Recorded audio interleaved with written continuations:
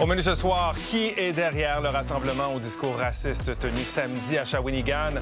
La SQ enquête. Le mauvais temps a transformé une fête en drame. Hier, à La Salle, il y a une fillette qui est dans un état critique. Et le service de police de Longueuil fait l'objet d'une enquête administrative sur la mort du jeune Nourhan Rezaï. Et on revient bien sûr sur le bilan de saison du CH. Il est 22h, je m'appelle Michel Bérère et bienvenue au Débatteur.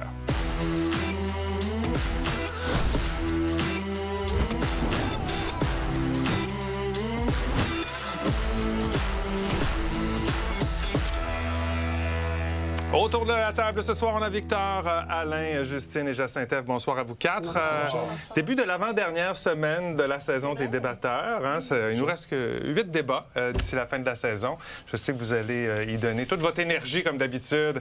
Allons-y d'abord avec les mots de l'actualité. Alain et Jacinthe. Alain, rêver. Qui te fait rêver, là? Oui, c'est pas moi qui rêve, mais Félix Auger-Aliassime, 4e tête de série à Roland-Garros, qui peut commencer à rêver de faire la finale. La plupart des têtes de série sont tombées. Donc, je le répète, les 4e têtes de série, c'est une première pour lui de se rendre en quart de finale. Première fois qu'un Canadien sera en quart de finale. Oui, vraiment, ça c'est exceptionnel. Puis là, les têtes de série numéro 1, Sinner, Djokovic est tombé, Shelton est tombé, Medvedev, puis le super joueur Alcaraz n'était pas présent parce qu'il était blessé au poignet. Donc, alors, parcours à surveiller. Intéressant.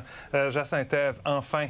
Enfin, on apprend ce soir que demain, il y aura une annonce entre Mark Carney et Christine Fréchette. Ils auraient conclu une entente, enfin, parce qu'on est la dernière province au Canada à ne pas avoir eu d'entente dans le cadre du fonds pour le transport en commun du Canada. Et on aurait une entente, là, semble-t-il, qui sera annoncée à Longueuil demain de 6 milliards de dollars 6 milliards, oui, entre pour le autres, Québec. Le tramway de Québec, entre autres. On en reparlera, bien sûr. On va attendre les détails demain.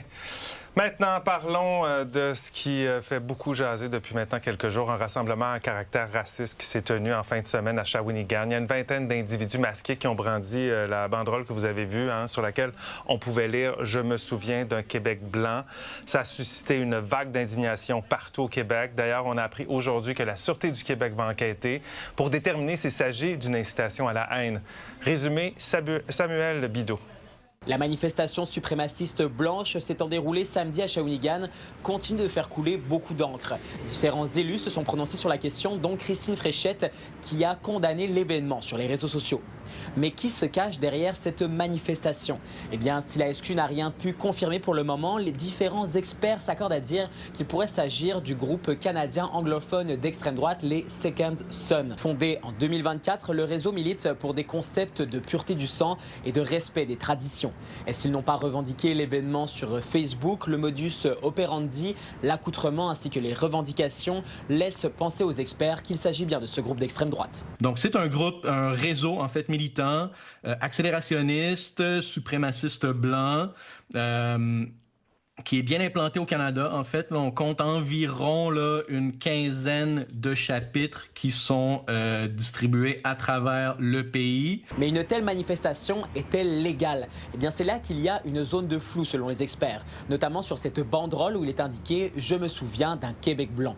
Au Canada, la liberté d'expression fait partie de nos droits fondamentaux, mais elle ne s'applique pas au discours haineux. Dans le cas de la manifestation de Shawinigan, il pourrait par contre être compliqué de prouver que cette banderole était bel et bien une incitation à la haine. En l'occurrence, avec « Je me souviens d'un Québec blanc », même si le message est assez clair, il faudrait être capable de prouver hors de tout doute raisonnable, et ce devant un tribunal, que la banderole constitue bel et bien une attaque envers une population ciblée, même s'il y a tout de même des nuances, comme l'explique cette sociologue spécialisée en liberté d'expression. Dans ce cas-ci, il n'y a pas de groupe ciblé, c'est-à-dire d'ennemis ciblés, entre guillemets, mais le fait de dire les Blancs sont menacés, etc., il faut protéger les Blancs, mais ça fait en sorte que tout ce qui est non-blanc dans la société, toutes les personnes non-blanches, seraient susceptibles finalement d'être objet de haine. Mais s'il y a une zone de flou quant à la légalité de cette manifestation, il n'y en a pas sur la véracité historique. Effectivement, tous les experts s'accordent à dire que cette vision d'un Québec blanc est bel et bien une invention et un fantasme de ces groupuscules d'extrême droite. À Trois-Rivières, Samuel Bideau pour Nouveau Info. Oui, Samuel en faisait mention. La classe politique a fermement condamné la manifestation sur les réseaux sociaux. La première ministre s'est dit être profondément choquée par le geste qui a été posé par les militants. Christine Fréchette a ajouté que ce n'est pas le Québec que nous sommes et que nous voulons. Les partis d'opposition à l'Assemblée nationale ont également dénoncé le rassemblement. Il y a le chef libéral Charles Milliard qui affirme que ce message divisif ne représente pas l'ouverture des Québécois. Ça a aussi fait réagir à Ottawa, où le chef du Bloc québécois, Yves-François Blanchet, a parlé d'une honte de racisme et de lâcheté. Bien, c'est préoccupant. C'est préoccupant. C'est clairement pas le message que les Québécois pensent. Les Québécois ne sont pas comme ça. Mais encore là, petit groupe, je fais attention. J'ai pas les détails. Je sais pas nécessairement ce qui s'est dit. Je sais que la police va avoir ça à l'œil pour voir ce qui s'est fait. Liberté d'expression, c'est correct d'un côté, mais il faut toujours s'assurer que les gens ne tombent pas dans du radicalisme. Êtes-vous surpris de voir, Alain, ce genre de rassemblement ici au Québec? Moi, oui, sincèrement. Moi, je trouve ça extrêmement préoccupant. Je pensais pas voir ça au Québec. On l'entend, on voit des situations comme ça au sud de la frontière et à d'autres endroits à travers le monde. Mais moi, ça me préoccupe sérieusement. Oui, on l'a vu justement aux États-Unis, ce genre de manifestation-là. On se dit que ça traverse la frontière, ça. Je pense qu'aux États-Unis, c'est affiché beaucoup plus. Et au Québec, on n'a pas l'habitude de voir ça se manifester, ce type de message se manifester publiquement. Alors, je pense qu'il faut se dire c'est quand même une très, très petite minorité. On n'est pas comme ça ici au Québec. Et il faut le dénoncer comme tout le monde sur les réseaux sociaux, les chefs politiques l'ont fait aujourd'hui parce que ça ne nous représente pas. On ne peut pas laisser ces personnes-là prendre le dessus. La Sûreté du Québec qui annonce qu'elle ouvre une enquête, c'est la chose à faire, Jacinthe, selon Absolument. toi? On va avoir plus d'informations. On va savoir à quel point on peut avoir de l'information parce qu'il y a encore tellement de facteurs inconnus autour de l'identité de ces gens-là. On les associe à certains groupes. Alors, espérons que la Sûreté du Québec pourra faire la lumière là-dessus. Oui, des gens masqués, donc difficile à identifier. Des propos... on l'entendait juridiquement pas clair, en tout cas. Victor, c'est rien de rassurant de voir quand même, en général, dans la société, une augmentation de l'intolérance et de certains propos. Il y a une augmentation de l'intolérance, une augmentation de certains propos. Ce qui est le plus inquiétant, c'est voir l'augmentation de la division. Des groupuscules comme ça, il y en a toujours eu. On a toujours entendu ce genre de commentaires-là. Maintenant, ce qu'on se rend compte, c'est que lorsque ces groupes-là grandissent, c'est parce qu'il y a une division, il y a une polarisation du débat, si celle-là est plus négative. Oui, mais encore là, on manque vraiment beaucoup d'informations dans ce dossier-là. Est-ce que la SQ va être capable d'aller en chercher davantage, faire des rapprochements? On peut y penser. On peut penser. Sur les réseaux sociaux, notamment, j'ai hâte de voir ce qui va sortir de ça. Ça peut nourrir cette enquête. Est-ce qu'on doit adopter des lois plus strictes contre les groupes extrémistes? C'est la question de notre grand débat de la demi-heure. Donc, on va revenir sur ce qui s'est passé, entre autres, à Shawinigan à 22h30.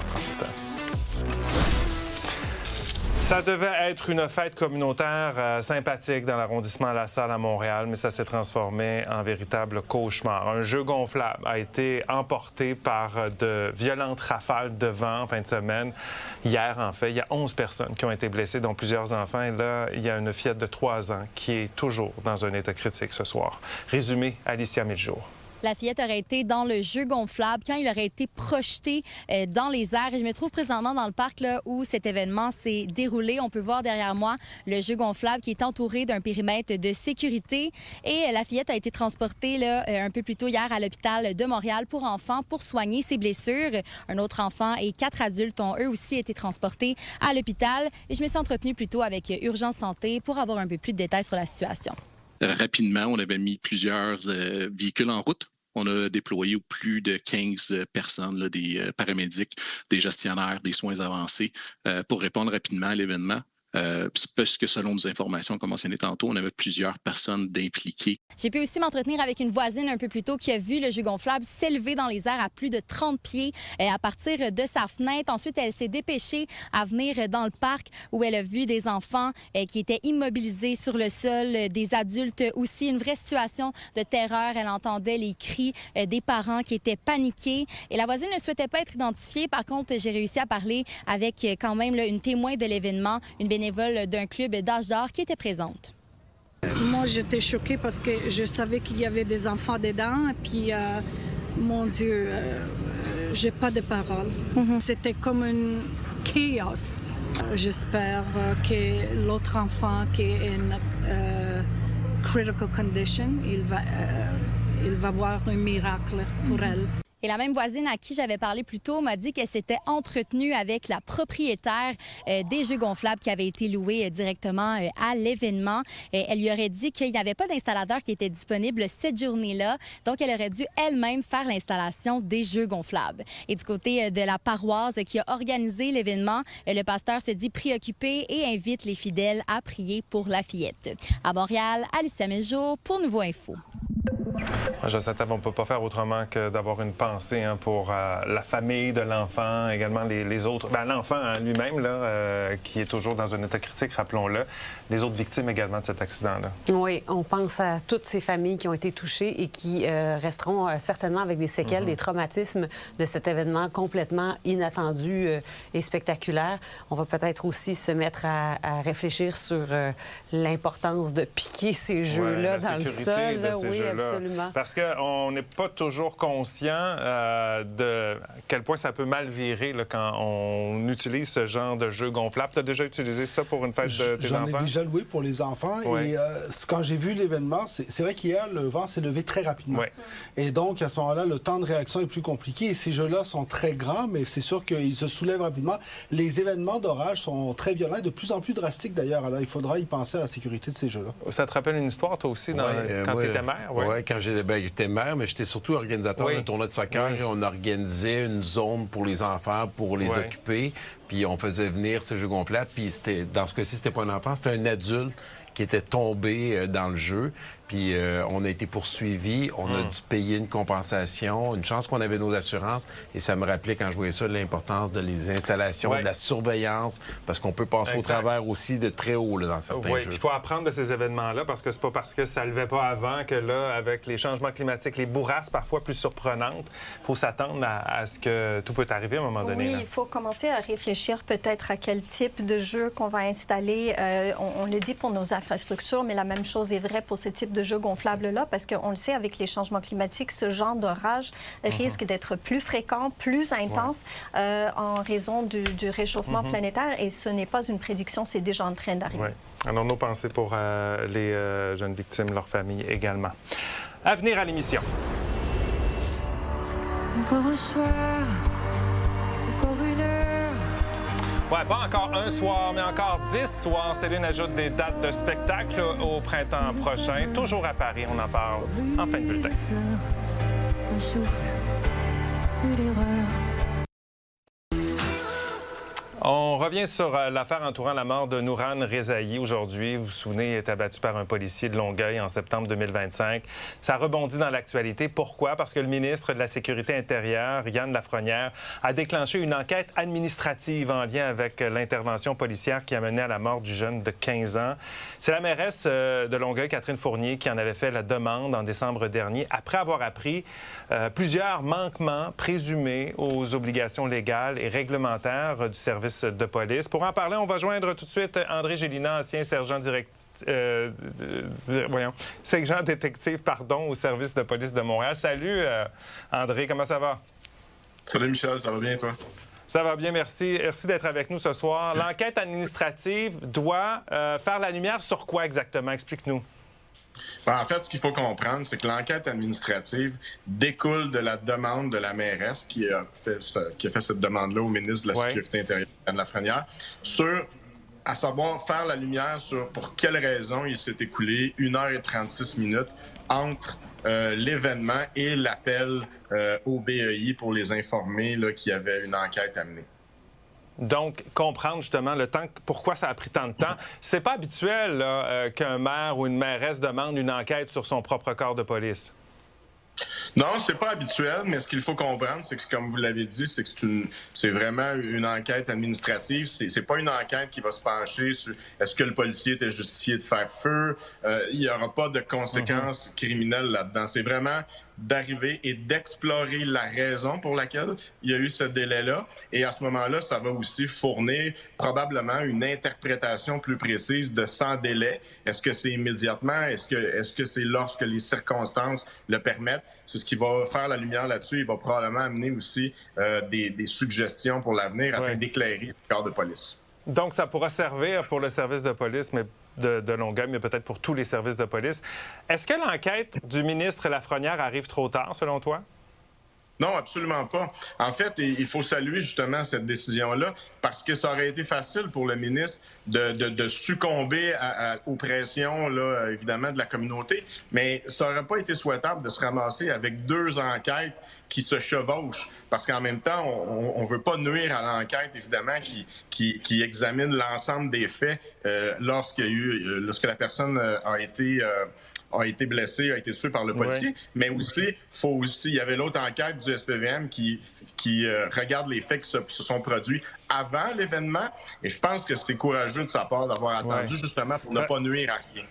Donc, parce qu'il faut le dire, en effet, tu le rappelles, il y a plusieurs enquêtes. Parallèlement à cette enquête administrative, il y a le rapport d'enquête du BAI qui est entre les mains du directeur des poursuites criminelles et pénales. L'enquête criminelle du SPVM qui est toujours en cours. Est-ce que le résultat d'une enquête peut en influencer une autre? Non, bien, en tout cas, certainement, c'est sûr que l'enquête administrative n'influencera pas les autres. En fait, ça ne viendra pas, comme je vous explique, ça ne viendra pas dire est-ce que le policier a bien fait. Non, ça va venir faire la lumière sur la raison pour laquelle il y a eu 1h36 de délai et ça viendra clarifier la notion de sans délai pour le futur, pour les autres corps de police et pour Longueuil, évidemment. Merci beaucoup, André, pour tes lumières ce soir. À bientôt. Avec plaisir. Victor, Justine, c'est essentiel. Qu'est-ce cette enquête, à votre avis? Tout à fait, on a besoin d'en savoir plus sur les raisons, justement, que vous savez, tous ces services de police, pour garder l'aspect de la confiance.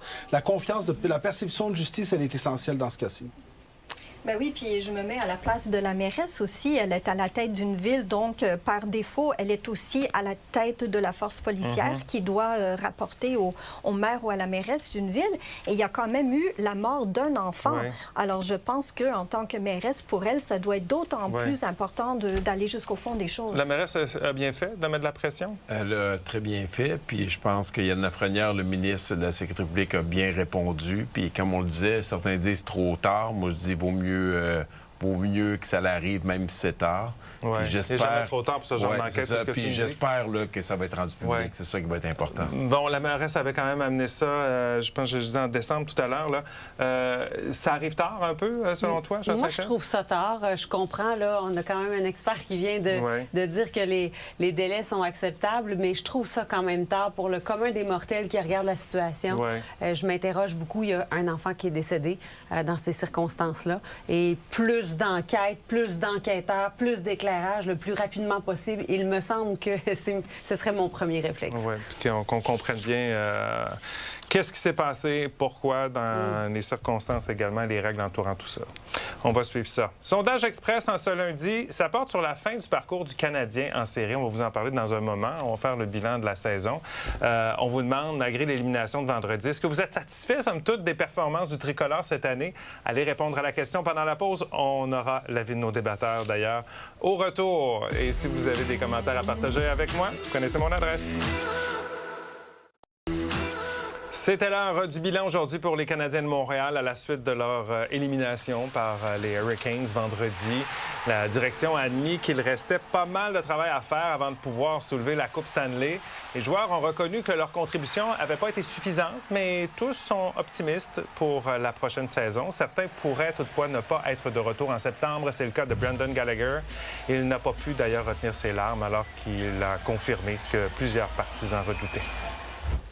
There's been ups and downs, but I don't have a single regret. So it's pretty clear. I'll be kind of moving on here, but you know, incredibly.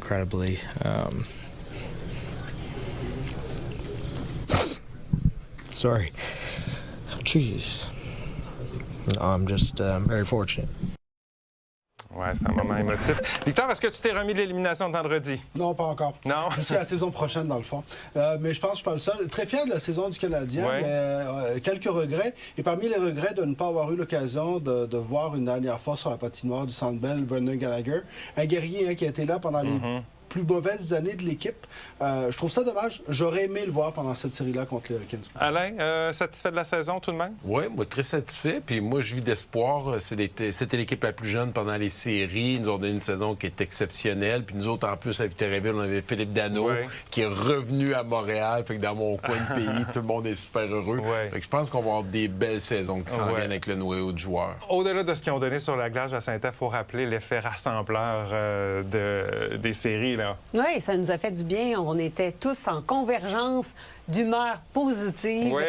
Tout le Québec vibrait ensemble dans cette époque où tout est très divisif. Oui. Là, on était vraiment tous ensemble dans le bonheur. Et ça soulève l'importance là, de peut-être animer davantage notre vie sportive au Québec. Tiens. Justine, tu as espoir que l'équipe continue de s'améliorer au cours des prochaines années? Ah ben oui, j'ai bon espoir parce qu'ils ont eu une excellente saison. Comme on disait, c'est une équipe qui est très, très jeune. Ils ont bien performé. Puis là, ils ont cette expérience dans la peau. Moi, je pense qu'ils vont revenir la saison prochaine puis ils vont être encore meilleurs. Bon, alors voilà ce que nos débatteurs en pensent. Vous, est-ce que vous êtes satisfait de la performance du Canadien cette saison? Ben, vous avez répondu oui à 81 % et non à 19 % On voit qu'une grande majorité, je pense, ont apprécié le travail du Canadien. Bon, si vous n'avez pas réussi à mettre la main sur des billets pour voir Céline Dion à Paris cet automne, c'est peut-être votre chance. La chanteuse a annoncé 10 nouveaux concerts, toujours dans la Ville Lumière. Mais cette fois, ce sera en mai 2027, donc dans un peu moins d'un an. C'est évidemment en raison de la forte demande. La vente de nouveaux billets va se faire à partir de ce mercredi 3 juin. L'artiste québécoise va commencer sa résidence française, je vous le rappelle, le 12 septembre à la salle Paris La Défense Arena. On sait que les billets ont trouvé preneur assez rapidement. Victor, est-ce que tu vas à nouveau tenter ta chance pour avoir des billets Ça a de l'air que mon nom est dans la liste. Si on se passerait après-vente, ça a l'air que oui. Et je préfère Paris au mois de mai, donc qui sait, je croise les doigts. Mais c'est un peu comme à l'auto, prendre un billet de 6,49. Hein. On espère gagner, mais il ne faut pas s'asseoir à attendre, ça peut être long. Parce que ce qu'on comprend, c'est que ceux qui s'étaient inscrits pour l'autre prévente, qui n'ont pas reçu un code pour avoir accès à des billets, ben, vous seriez déjà là, dans la machine. Attendez de voir si votre nom va être tiré. Chez Saint-Ève, il n'y a pas que les plus vieux qui apprécient Céline. Il y a des jeunes qui veulent la voir. Là. Ben oui, il y a une recrudescence chez les jeunes envers Céline Dion. Alors, c'est intéressant de voir que ces anciens fans la suivent et sont contents de la voir de retour sur les planches, mais aussi les jeunes. Ouais. Exactement. Elle touche toutes les générations. Justine, est-ce que tu crois... T'aimerais ça qu'elle revienne, qu'elle vienne faire un petit tour au Québec, par exemple? Ça ferait du bien, hein? Ça ferait du bien qu'elle revienne au Québec et je prie pour qu'elle continue à se porter bien parce que pour ceux qui ont vu le documentaire, bien, on comprend qu'elle a quand même traversé une période très difficile avec cette maladie qui enraidit tout, même les cordes vocales. Alors, on lui souhaite du bien. Espérons qu'elle aille bien et qu'elle puisse venir faire des spectacles au Québec. Voilà comment on a vu l'actualité à vos cellulaires, tablettes, place au grand débat. Ça commence dans 30 secondes.